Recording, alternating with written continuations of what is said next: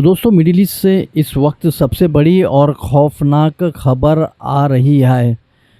US और Iran के बीच चल रही जंग अब एक ऐसी डेंजरस फेस में एंटर हो चुकी है जहां से वापस लौटना नामुमकिन लग रहा है। 2 अमेरिकन सोल्जर्स की मौत हो गई है और एक अभी भी मिसिंग है। जून में जो पीस टॉक्स और सीज फायर फ्रेमवर्क बना था वो पूरी तरह से टूट चुका है। क्या इस सिचुएशन अब वापस आउट ऑफ कंट्रोल हो चुका है? आइए जानते हैं पूरे मामले का अहम facts. Direct hit from US base. US central command ने ऑफिशियली कंफर्म किया है कि जॉर्डन में मौजूद एक यूएस मिलिट्री बेस पर ईरान ने एक साथ कई सारे बैलिस्टिक मिसाइल्स और सुसाइड ड्रोन से हमला किया। कॉजुअल्टीज एंड लॉसेस। इस भयानक हमले में 2 अमेरिकन सर्विस मेंबर मौके पर मौत हो गई, जबकि एक सोल्जर्स अभी भी मिसिंग बताया जा रहा है। इस वॉर के दोबारा शुरू होने के बाद से ये पहली बार है जब डायरेक्ट ईरानियन फायर से यूएस ट्रूप्स की जान गई है। The total toll. इस ताज़ा अटैक के बाद इस कॉन्फ्लिक्ट में जान गंवाने वाले यूएस सर्विस मेंबर्स की टोटल गिनती अब 17 तक पहुंच गई है और 430 से ज़्यादा वुंडेड या ज़ख्मी है। स्ट्रेट ऑफ हॉर्मोज का कंट्रोवर्सी। दोस्तों, आप में से बहुत लोग सोच रहे होंगे कि जून में तो दोनों देशों के बीच एक एग्रीमेंट, फिर ये जंग दोबारा क्यों शुरू हुई? असल में कंट्रोवर्सी शुरू हुई स्ट्रेट ऑफ हॉर्मोज पर। ईरान ने वहां से गुजरने वाले कमर्शियल शिप्स पर कंट्रोल करने और उनसे फीस लेने की कोशिश की।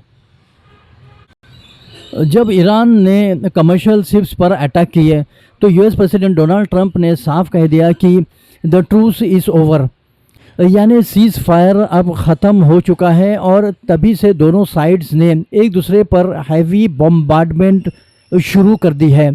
यूएस का एयर स्ट्राइक्स कैंपेन।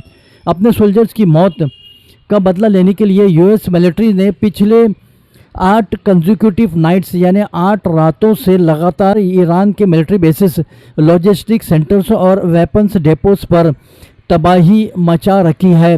यूएस ने ईरान के कई अहम ब्रिजेस और पानी साफ करने वाले डिसैलिनेशन प्लांट्स को भी टारगेट किया है। Iran's warning. दूसरी तरफ ईरान के सुप्रीम लीडर्स मोज्तबा खामेनी ने ज़ोरदार बयान दिया है कि वो यूएस को एक ऐसा अनफॉरगेटेबल लेसन यानी ऐसा सबक सिखाएंगे जो वो कभी नहीं भूलेंगे। ईरान ने कुवैत में मौजूद यूएस बेसिस और वहाँ के ऑयल फैसिलिटीज़ पर भी मिसाइल दागे हैं। Region on high alert. इस वक्त जॉर्डन, कुवैत, बहरीन और सऊदी अरबिया जैसे देशों ने अपने एयर डिफेंस सिस्टम्स को 24/7 एक्टिव रखा है, क्योंकि ईरानियन ड्रोन्स और मिसाइल्स किसी भी वक्त उनके एयर स्पेस में एंटर हो सकते हैं। दोस्तों, ये पूरी सिचुएशन अब 2 देशों की नहीं रही, बल्कि इससे पूरी दुनिया की इकोनॉमी और ऑयल सप्लाईज पर बहुत बुरा असर पड़ रहा है। अगर ये मामला शांत नहीं हुआ तो ये एक फुल स्केल रीजनल वॉर का रूप ले सकता है। आपको क्या लगता है, क्या डोनाल्ड ट्रंप और ईरान के नए सुप्रीम लीडर्स के बीच यह मामला बातचीत से सुलझ पाएगा या बात वर्ल्ड वॉर तक जाएगा? अपनी राय कमेंट सेक्शन में ज़रूर पोस्ट करें।